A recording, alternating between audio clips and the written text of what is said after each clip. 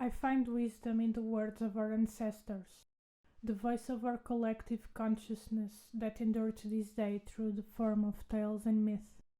At first hearing them through the lens of the present-day reality and mentality, I felt curious, confused and shocked with the Greek tragic storytelling.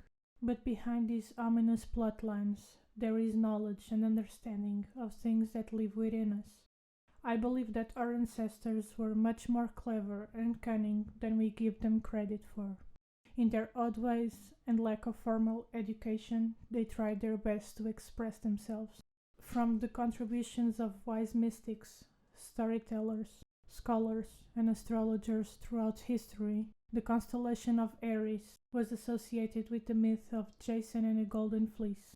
There are many variations of this story, but in this video I'll be explaining my own interpretation of the story to better understand the archetype of Aries and the potential challenges and lessons that come with Aries placements in astrology, and comprehend the behavior patterns and choices of each character and how they all embody the qualities of the Aries sign. Let's start with the context in which Jason was born in, his family heritage and complex trauma.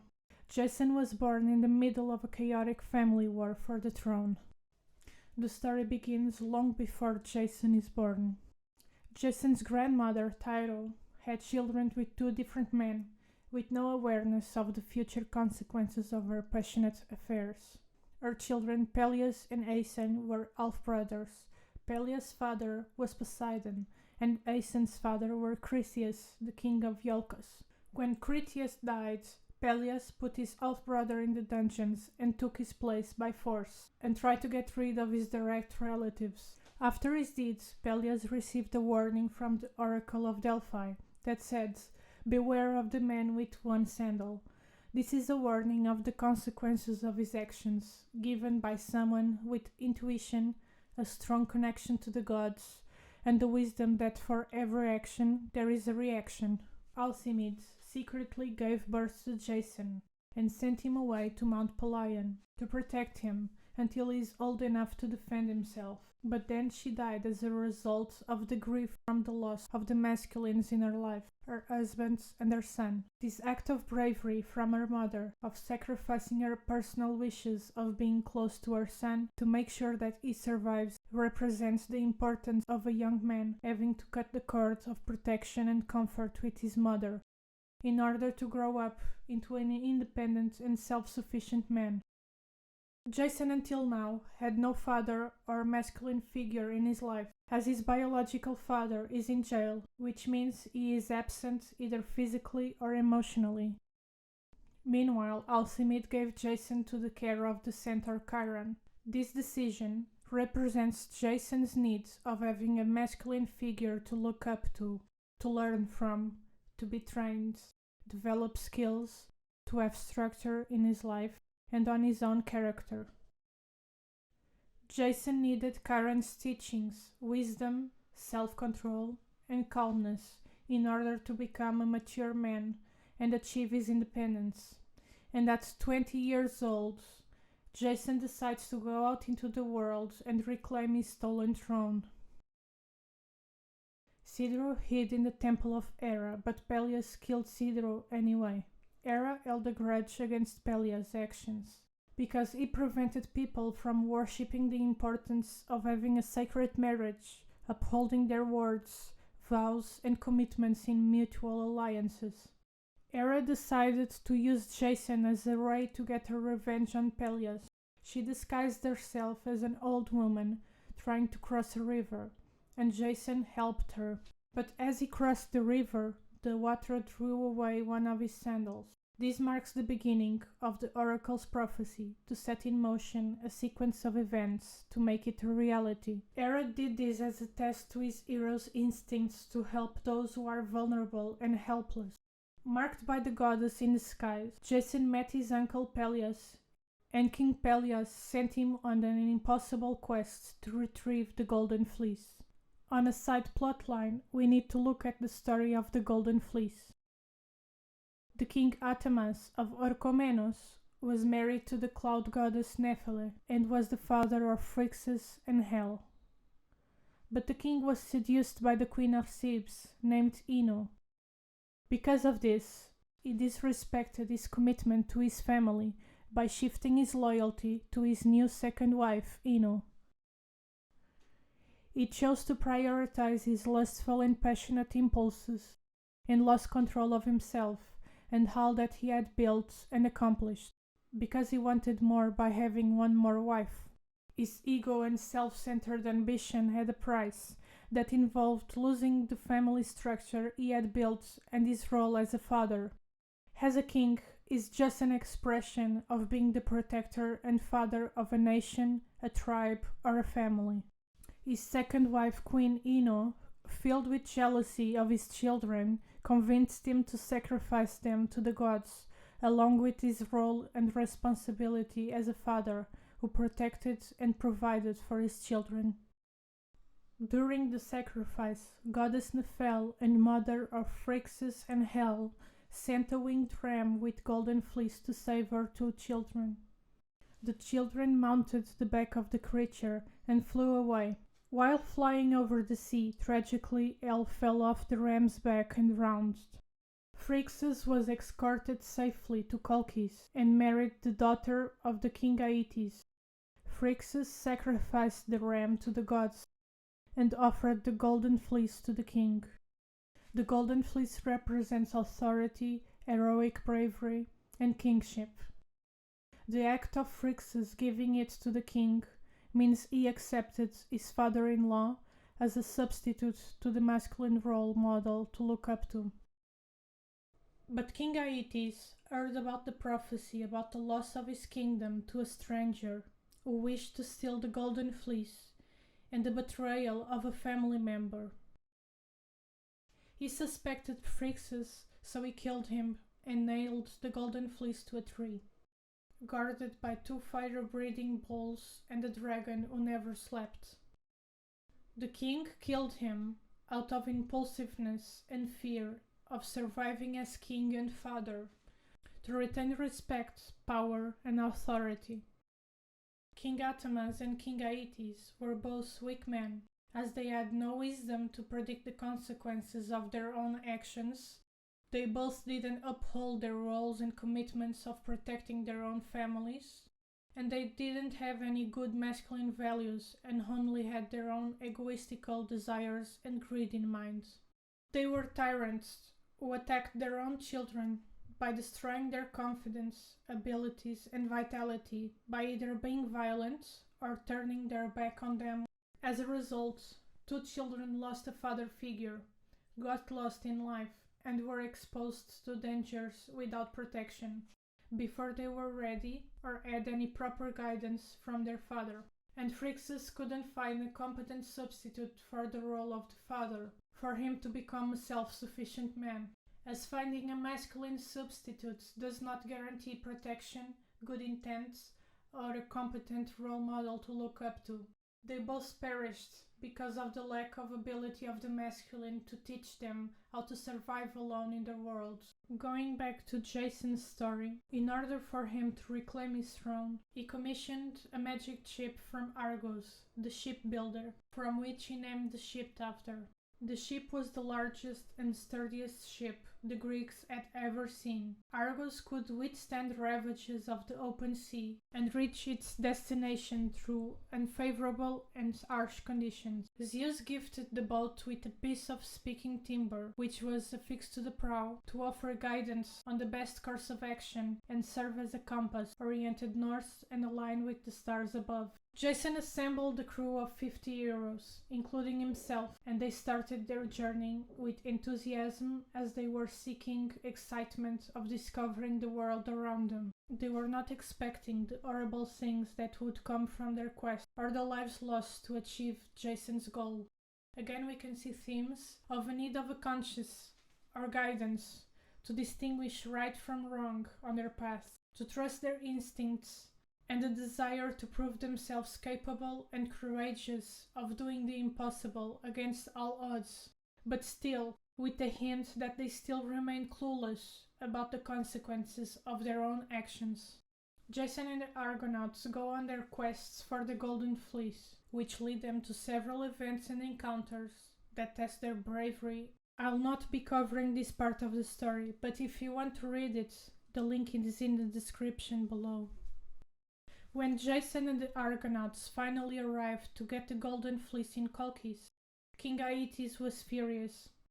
King Aeetes was a tyrant who feared and envied new life and saw Jason as a threat to his kingship. A tyrant is sensitive to criticism and hides his own weaknesses and insecurities behind toughness and rage, and because of a tyrant's own unjust actions, he is tormented by paranoid fears of disloyalty. The king consented to give up the Golden Fleece only if Jason was able to beat the fire-breathing bulls and make them plow a field in which he had to sow the dragon teeth. The seeds would turn into warriors that he would have to defeat, and Jason accepted this challenge. This odd request talks about the end of the era of Taurus, the bull, and the beginning of the era of Aries. It could also mean the resistance of older generations to the natural changes brought by a new generation. The new generation, or rather, the sprouting of spring illustrated as warriors, represent Aries sign arrival, marked by dominance and force. In this point of the story, an important character is introduced, King Aeetes' daughter Medea. Hera, the goddess of marriage and commitment, asked Aphrodite for a favor, for Eros to make Medea and Jason fall in love, and help fulfill the prophecy by granting Jason his biggest asset, a devoted and clever wife who he could trust, and that she will do anything and everything to help him achieve his goals. And so Medea and Jason fell in love, and she decided to help him get the Golden Fleece as planned. Medea prepared an ointment to make Jason impervious to fire, and told him how to defeat the warriors. Armed with sorcery and courage, Jason managed to defeat the bulls, sowing the fields with dragon's teeth, from which great warriors rose. Following Medea's advice, Jason threw a stone amongst the warriors, distracting them. Not knowing who had thrown the stone, the warriors attacked each other, destroying themselves. The king was furious and suspected he had help from his family, but couldn't find out who, so he planned to kill all of the Argonauts. Medea knew her father would do something evil, so she informed Jason and agreed to steal the Golden Fleece only if he took her away with him. The Golden Fleece was nailed to a tree in a small garden, guarded by a sleepless dragon. Medea made music and sorcery and put the beast to sleep, while Jason quietly took the Golden Fleece. Medea met with her brother in a temple, had a disagreement with him, and killed him. She used this to her advantage. To distract her father, she cut her brother into pieces and threw the pieces of his body into the sea to slow down her father. While he tried to gather the pieces of the body, Aeetes, in his despair, gave up the chase. The fratricide represents the conflict between the family members over the disagreement about the decision and future of Medea. She took her future into her own hands. It was an impulsive act of violence that she later used in a strategic way to destroy her father's morale. This murder is a wake-up call to stimulate reflection about what is right and wrong, and how far one should go to have his own way. Before mankind can reach humanity, tragedy must happen to create a need for civilizing force of law to make the offenders stop and try to use reason when faced with explosive anger. As agreed, Jason and Medea got married and returned to Iolcus to reclaim his throne. Jason handed the Golden Fleece to Peleus, unaware he had already killed his father Aeson. When he realized he swore vengeance and asked for Medea's help. Peleus' death was the result of Medea's trickery. She convinced Peleus' daughters that she had the power to restore her father's use. She demonstrated the procedure by killing a ram, cutting it into pieces, throwing it into a cauldron of boiling water, and then bringing it back to life as a young sheep again. Believing this to be true, the daughters murdered their own father. Jason seized the throne, but soon had to leave Iolcus because people didn't like Medea, the sorceress, as their queen. So Jason, after many vain adventures to get the Golden Fleece and becoming king, relinquished the kingdom to Pelias' son Acastus. The goddess Hera had finally avenged herself through Jason. The quest for the Golden Fleece had been a trick to bring Medea to Iolcus and kill King Pelias. Hera no longer had use for Jason, who went to exile with Medea to Corinth.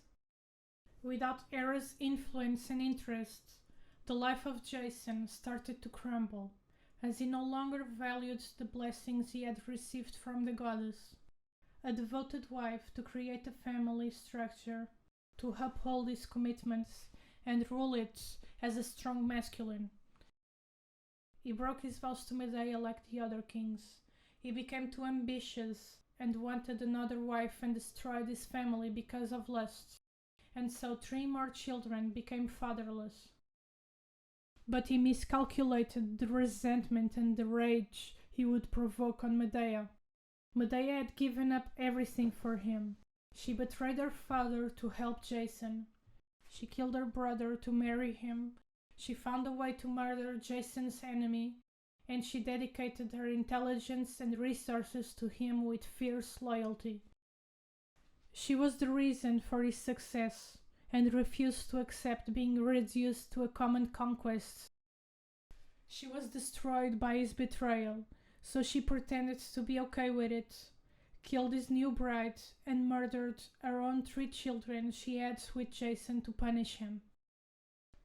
Medea escaped to Athens, and Jason's once glorious life ended in tragedy. Jason fell into disgrace. He lived alone and unhappy. And one day, as an old man, Jason was sitting next to his beloved Argo, that once saw fabulous adventures, now creaked and was rotting.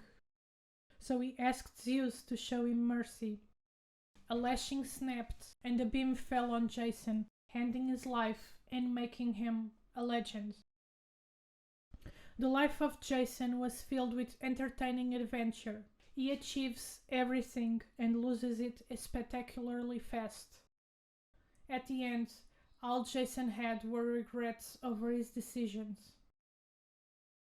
Looking back, he had all the opportunity to be a worthy king, with all the assistance he received. He was given protection from his mother and education by Chiron, Hera's influence and gifts, a magic boat, a crew of heroes to help him, a devoted wife, 3 children, and his much desired crown. Life practically offered him the crown. Jason represents the ability one has to achieve his goals, along with the human tendency to falling prey to the seduction of the ego.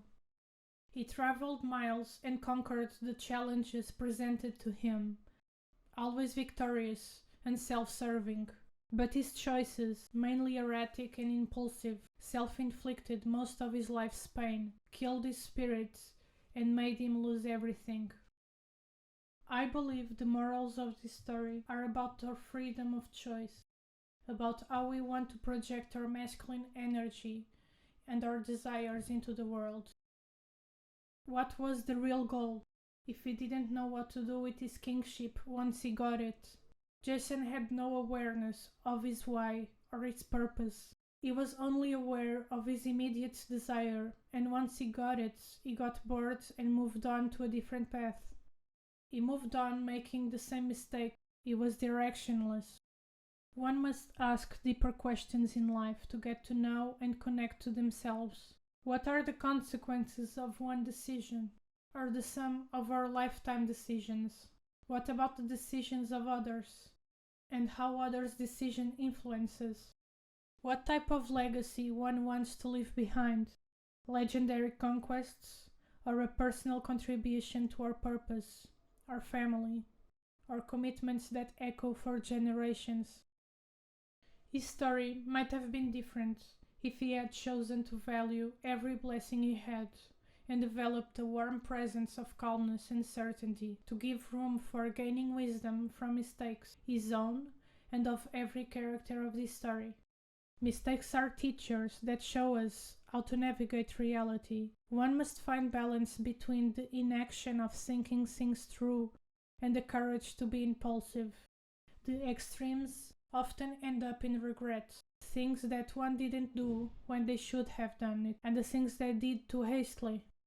Every character, men or women, showed positive and negative qualities associated with Aries. At any given point of the story, we always have a choice to be and to do better, but are we going to take action and live up to it? What do you think of my perspective on it? Do you see any other possible interpretation of the story? I would love to read your thoughts in the comments.